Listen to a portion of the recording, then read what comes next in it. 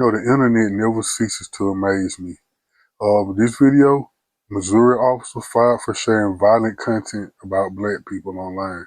Let's check it out. Days after a Pleasant Hill police officer started, and just 2 days after he was sworn in, he's off the job. Now, his firing comes after the police chief learned of homophobic and racist memes the department says the officer shared. The chief spoke with Fox 4's Malik Jackson today, who's in Pleasant Hill with the fallout tonight. The chief of police here in Pleasant Hill is taking full accountability for this. He calls it oversight and a mistake, but he makes clear that this former officer does not represent this department. It's totally our fault. We traditionally do a very comprehensive background. This time, we failed to do so. 28-year-old former officer Jacob Dean Smith had his first shift on patrol Monday. Less than 5 hours after he started, the chief says he pulled Smith in. The concern from people in the community was centered on social media posts he had made. Those posts included negative political memes, homophobic memes, and a racist post that alluded to decapitation of black people. We found that very offensive. But you know, most cops, I'm going to go out on a limb and say most of them cops feel that way, especially white cops, feel that way about black people. Like one case that always come to my mind is the Sandra Bland case. Can you imagine that cop, that white cop that pulled her over, how he really feels about black people? How he was quick, well, he didn't de-escalate or anything with Sandra Bland. In fact, he escalated the situation. So, can you imagine they check his history, his online posting, the stuff he said, the group he belongs to, the stuff he do outside of work. So, in my opinion, most of these cops are this way. So that's the one. The department launched an investigation, and as it was wrapping up, the chief says Smith resigned. In a statement, Mayor John King said, in part, please do not let one individual detract from the work they have accomplished in the last few years to make the Pleasant Hill Police Department what it is today. Public trust is something that's very difficult to get. Once you lose it, or once it's compromised, it's very difficult to get back to that same level. And we realize we've made a mistake, and we're taking ownership of that. Fox 4 reached out by phone and left a voicemail for former Officer Smith, and at this time, we have not heard back. In Pleasant Hill, I'm Malik Jackson, Fox 4, working for you.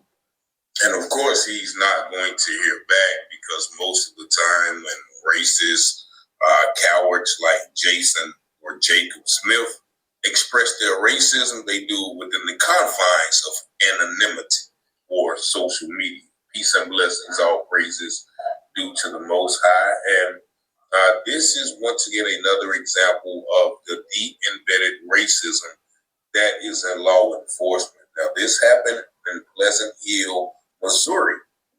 We all know about Missouri, Ferguson, St. Louis, Michael Brown, and the rife racism that was in that small St. Louis town of Ferguson, where it was known that the police were targeting black people. Now, this goes as well for this small city.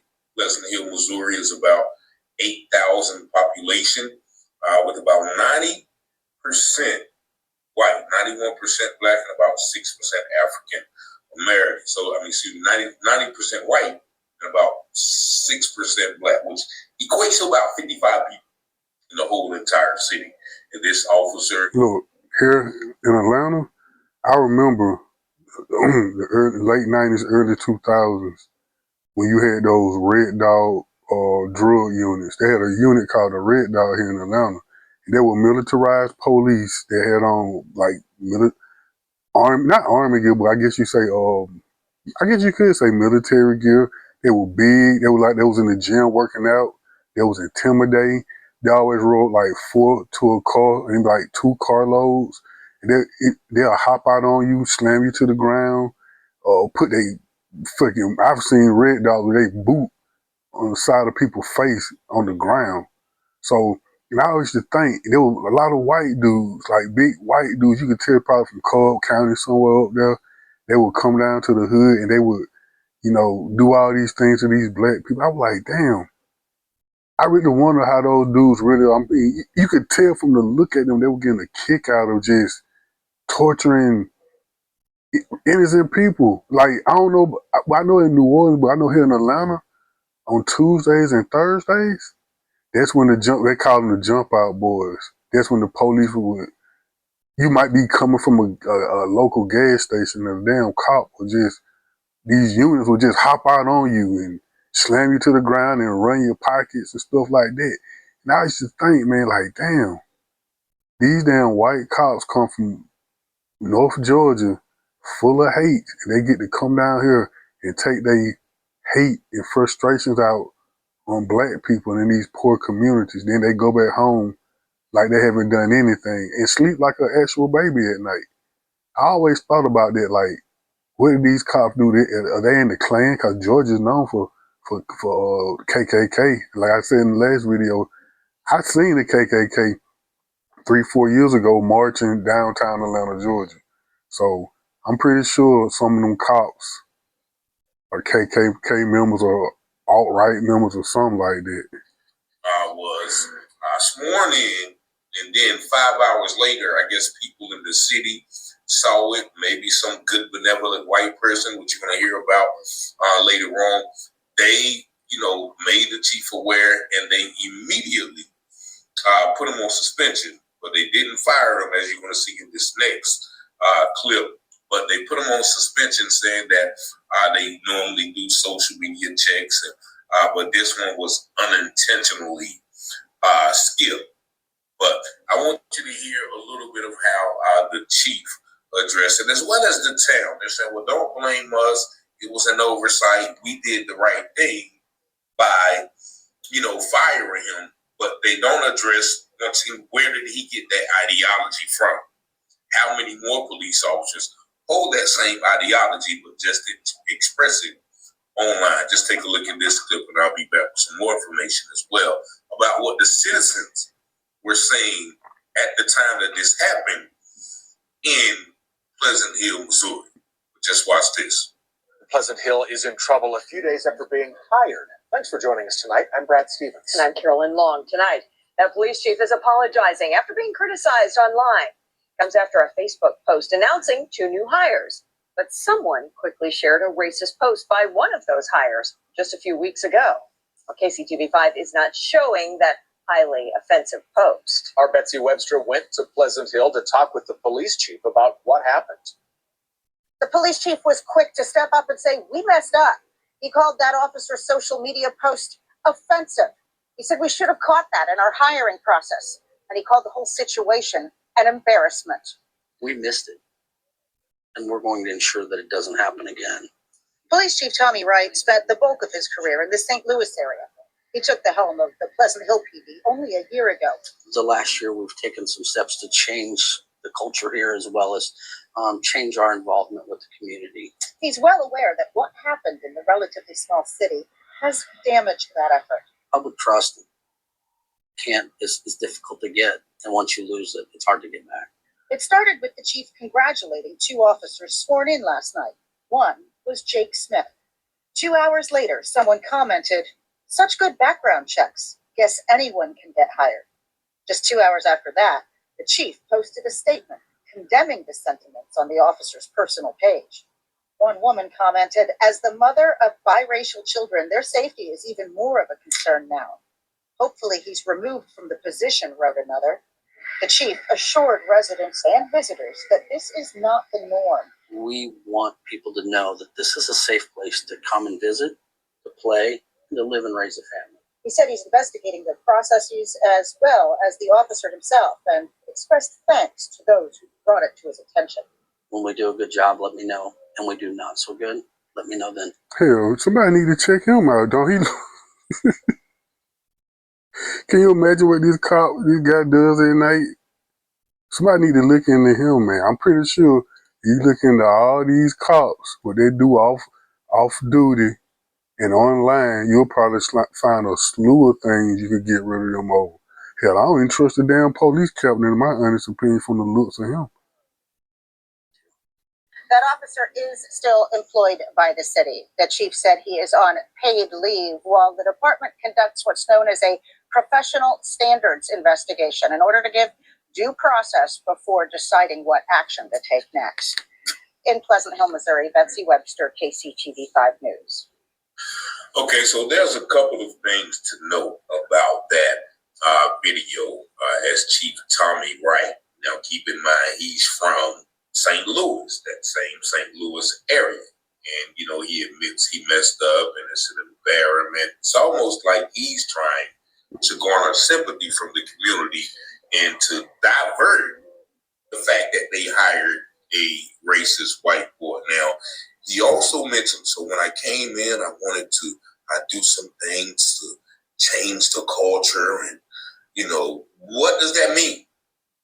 Basically, was there a culture of racism in, you know, that town? And I'm going to show you what other people are saying, you know, about the situation. You heard the mother of the children say, as a mother of biracial children, you know, I feel for their concerns. So that means she's probably a white woman. So it was probably the outrage of the white women, the good, benevolent white people in Pleasant Hill that got that officer terminated. Well, that article was like one day after the incident. But the second one, when he resigned, was about 8 days. So he did eventually resign. But somebody said it's surprising that he was even hired, considering his actions in other departments. So that means this guy is going from department to department, like they always do with this racist ideology. And keep in mind also, they said, well, we're not going to show you the offensive posts. Come on, man. These people know good and damn well that these folks are racist and crazy and fucking neo-Nazis and stuff like that. Check out the last video I made about the reacted to actually Taylor House Publishing about the mayor, the New Jersey mayor that didn't want no black people in his city, and he told his cops to enforce a law, and to make up stuff that they smell marijuana to pull black people over and to keep them from not wanting to come to his city. So these people know these people are crazy. They know this, they just don't care. Why not? Show us how vile and degenerate it was. No, neither article is showing the post, but it referred to cutting it was a meme that referred to decapitating or cutting off the heads of black people. Nevertheless, once again, as soon as they you know, got wind of the post, I guess people were sharing the post that he made. You know, the police, they instantly released the statement. And I'm not going to read the whole statement to you, but I'm just going to show you some of the posts that are under it. You know, they said, well, you know, on August 14th, we swore in some officers, then dozens of citizens shared a post from one of the individual social media accounts that included racially insensitive content which did not reflect the standards of our city. There is no excuse for racism, insinuation of violence, or any form of hate in our community. Our hiring process failed to identify the social media post of this individual prior to being hired, and it was discovered after the fact, but still allowing the city the opportunity to take administrative action before this individual was released to full duty. Now, they said that process of checking backgrounds in social media was unintentionally overlooked. Yeah, right. They knew. They can't tell me they didn't know about this, or, you know, like one person says in these comments, oh, no police work was done. But a lot of the comments. Hold on, I don't mean to stop so much, but another thing, since it's on my mind, somebody in the comments correct me if I'm wrong. I haven't visited California. I'm not from California, but in the California, within the police and sheriff department in California, it's a white supremacist gang of cops, and they walk around with these white supremacist tattoos all over their forearms and bodies, and they're in law enforcement. Somebody please correct me if I'm wrong about that. Okay, so like I say, we're finna check out this video. This talking about what I was just talking about. Then we're gonna go back to Taylor House Publishing. The LA County Sheriff says he has taken unprecedented action to crack down on deputies who are members of cliques or gangs inside the Sheriff's Department. 26 deputies linked to one such group in East LA may now face suspension or firing, and deputies tied to another group in Compton being investigated as well. NBC4's investigative reporter Eric Leonard with the story. We are holding our employees accountable to the rule of law, and I will not tolerate any group of employees who mistreats any member of the community. As one example, the sheriff has announced more than 24 employees could be suspended or fired for an off-duty fight in 2018, tied to a deputy clique called the Banditos that allegedly controlled the East LA Sheriff Station. This week we're delivering... See? The Banditos, white supremacist gang inside the law enforcement. That's what we're dealing with here. 26 letters of intent to suspend or terminate. The sheriff says he's replaced the station captain and transferred 36 deputies to new assignments, but there are other deputy groups in other parts of the county. If it really is a new leaf the sheriff's department's turning over, as the sheriff says, it's historic. Inspector General Max Huntsman says deputy gangs have been a long problem, and while he says he's encouraged by today's announcement, he says there's more the sheriff could do to discourage deputies from joining groups like these. There are many of these groups in the sheriff's department, but there aren't an infinite number. So that they have a means to do something about it other than just saying, well, I have to wait till they punch something. Man, these groups, and damn, I'm going to go on the limb and say these groups are down there. I know they're pretty much in every major city. Hell, they're in small country towns too. They probably don't call themselves by a gang or nothing like that, but they got the same ideology, the same nasty attitude, and venomous thoughts towards black people. So, and I'm pretty sure they go home, they laugh about the stuff they do to black people, like this group of thugs in the LA are doing. So yeah, this is prevalent, man. Either they gang members, they KKK, they drug dealers, it's something, man. So you can't trust none of these cops. The latest focus is on a group at the sheriff's station in Compton that's called the Executioners. Members are branded with tattoos like this of a skull wearing a Nazi-style helmet shown with a rifle. Recently, a deputy at the station filed this legal claim that he was being harassed and had his hours cut for speaking up against the group. These guys aren't Boy Scouts. These are very, very dangerous. Civil rights attorney John Sweeney says he first learned of the Executioners during a lawsuit in 2018.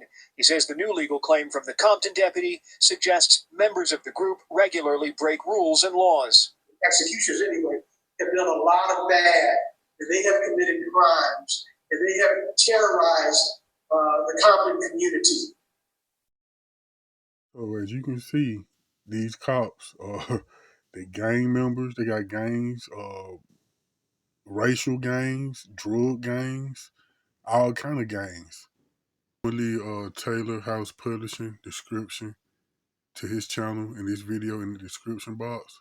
Go check him out, give him a follow. He put out a lot of great content.